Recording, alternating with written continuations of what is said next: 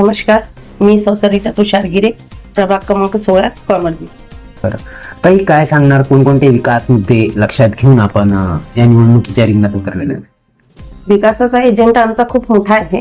म्हणजे जे दैनंदिन जीवनातल्या समस्या आपण एक सामान्य नागरिक म्हणून जे बघत असतो, जसं आम्ही आता काल परवा छत्रपती नगरच्या आतमधल्या भागात गेलो तर घराशी कचऱ्याचे ढिगारे वगैरे पडले होते.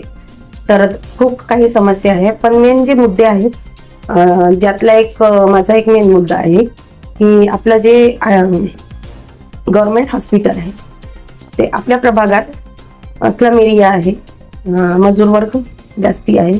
तर ते जर तिथे ट्रीटमेंट करायला गेलं तर त्यांचा पूर्ण अख्खा दिवस वाया जातो.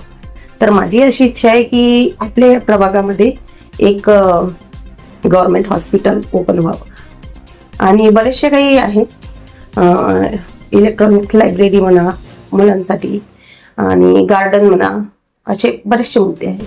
आपण एक महिला आहात, महिला सशक्तीकरित करण्याकरता काय पाऊल असणार आहे? महिलांसाठी पण रोजगार असू शकतो. आणि दुसरा पर्याय म्हणजे आजकाल महिला, आपण म्हणतो की खूप समोर गेलेलं आहे जग, पण तरी घराघरात महिलांना काही त्रास असू शकतो.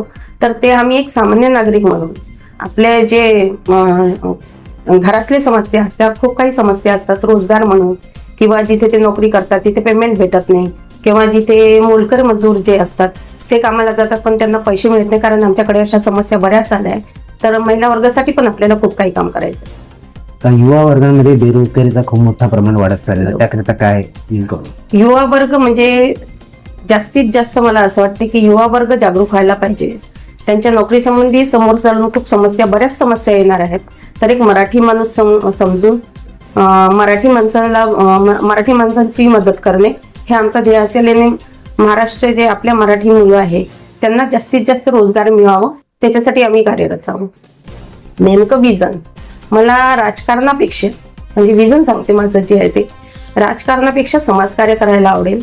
आणि मी माझ्या मिस्टरांच्या पावलावर पाऊल ठेवून म्हणूनच समोर येत आहे की आमचं लक्ष तेच आहे की जनतेसाठी त्यांचे समाधान करून द्यायचे आणि जास्तीत जास्त त्यांची सेवा करावी. आणि जे मोठे मोठे कार्य करण्यापेक्षा जे आजकाल म्हणतात की विकास करून देऊयात आम्ही, खूप काही ब्रिज आहे हे आहे, त्यांनी विकास काही एवढा पुढे जात नाही. कारण जेव्हा सामान्य नागरिकच त्रस्त असतो समस्यामुळे, कारण कोणाला पाण्याची समस्या असते, कोणाला घरेलू समस्या असते, कोणाला कोणी उगीच त्रास देत असतो, अशा काही समस्या असते. तर अशा काही समस्या आमच्याकडे भरपूर येतात.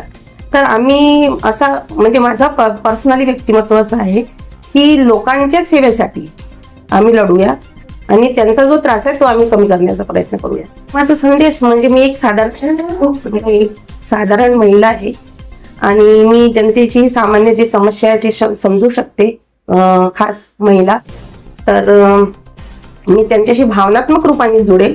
राजनीती वेगळा भाग राहिला, पण एक समाजासाठी कार्य करायला आपलं एक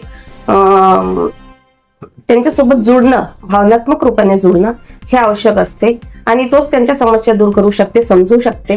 तर मला जनतेने एक संधी द्यावी, आपली मुलगी समजून, आपली सून समजून, आपली बहीण समजून, आणि एकदा आम्हाला संधी द्यावी. आम्ही नक्कीच त्यांच्यासाठी प्रयत्न करूया सगळं चांगलं करण्यासाठी.